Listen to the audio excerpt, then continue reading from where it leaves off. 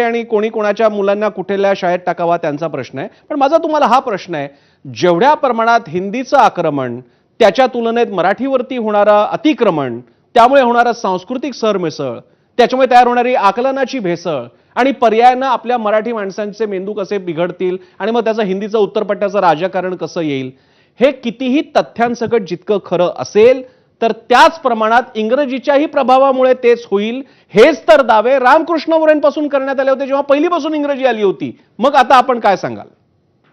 प्रसन्न, शिक्षणाच्या माध्यमाबद्दल आणि हिंदी आणि इंग्रजी या दोन भाषांच्या तुलनात्मक प्रभावाबद्दल तू आज म्हणजे जी चर्चा सुरू केली आहेस, मला ती महत्वाची वाटते आणि त्या दृष्टीने महत्वाची वाटते की वैयक्तिक कोणी कोणाच्या मुलांना कुठल्या शाळेमध्ये घालावं याच्याबद्दल आपण आता सध्या महाराष्ट्रात आपण बोलत का नाही, कारण महाराष्ट्रातला बहुतांश अभिजन वर्ग, बहुतांश राजकीय वर्ग या सगळ्यांच्या मुलांचं मराठी शाळांमधनं स्थलांतर 2-3 दशकांपूर्वी झालेलं आहे। आता प्रश्न असा आहे की पर्सनल हे पॉलिटिकल आहे, त्यामुळे शिक्षणाच्या माध्यमाबद्दल जेव्हा माझ्यासारखे मराठीच्या चळवळीतले कार्यकर्ते आम्ही बोलतो त्याही वेळेला 2002 ला आम्ही कामाला सुरुवात केली तेव्हा लोक आम्हाला 2 प्रश्न हेच विचारायचे की तुमच्या बोलण्यामागे काही ब्राह्मणी कावा आहे का आणि तुमची मुलं मराठी माध्यमात शिकतात का। तर आमच्या सगळ्या कार्यकर्त्यांची मुलं मराठी माध्यमामध्ये होती किंवा आहेत आणि ती यासाठी नव्हती की आम्हाला मराठीच्या चळवळीत काम करायचं होतं, ती यासाठीच होती की आम्हाला हे पटलं होतं की शिक्षणाचं माध्यम म्हणून मातृभाषा हे सर्वात महत्वाचं माध्यम आहे। हा एक मुद्दा मी तुला सुरुवातीला सांगतो। दुसरं, तुझं इंग्रजीच्या बद्दल सांगितलंस, इंग्रजीचं जे आपल्या देशावरचा प्रभाव आहे तो आता अवधूत वाघ सर म्हणाले त्याप्रमाणे तो वसाहतकालीन प्रभाव आहे, पण ब्रिटिशांनी आपल्या देशामध्ये कारकून निर्माण करण्यासाठी इंग्रजी भाषेची सक्ती केली। पण त्यावेळेला मॅकॉलेच्या डिस्पॅच मधलं एक वाक्य होतं की म्हणजे शरीराने रंगाने भारतीय असलेली पण मानसिकतेनं ब्रिटिश असलेली अशी माणसं आपल्याला निर्माण करायची आहेत आणि मॅकॉले जिथं कुठे कबरीमध्ये असेल तिथे तो प्रचंड आनंदी असेल की त्याचे नाव न घेणारे प्रचंड मोठे कोट्यवधी भक्त त्याने वसाहतवादी अशा या भारतीय उपखंडामध्ये निर्माण केलेले आहेत। आणि त्याच्यामुळे भारताला स्वातंत्र्य मिळाल्यानंतर असं झालं की आपण इंग्रजीला त्याच प्रकारच्या स्थानासह गृहीत धरलं।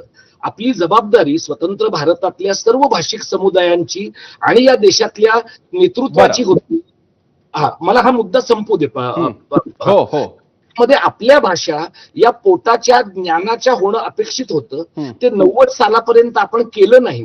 90 सालानंतर जे जागतिकीकरण आलं त्या जागतिकीकरणाचा, सांस्कृतिक जागतिकीकरणाचा इंग्रजी हे त्याचं महत्वाचं हत्यार आहे। त्यामुळे आता फक्त मराठी नाही, फक्त गुजराती नाही, अगदी हिंदी भाषेच्या समोर सुद्धा हा प्रश्न आहे की हिंदी सुद्धा उत्तर भारतातल्या लोकांची अस्मितेचीच भाषा आहे, पोटापाण्याची भाषा नाहीये।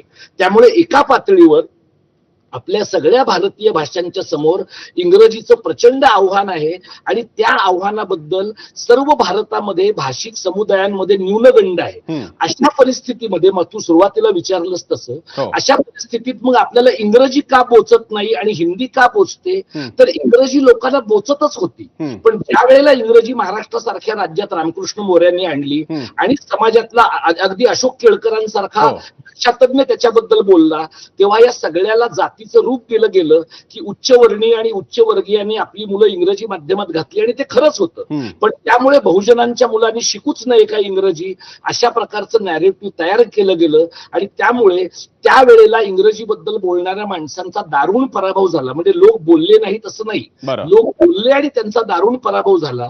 पण इंग्रजीच्या बाबतीत आपला दारुण पराभव झाला।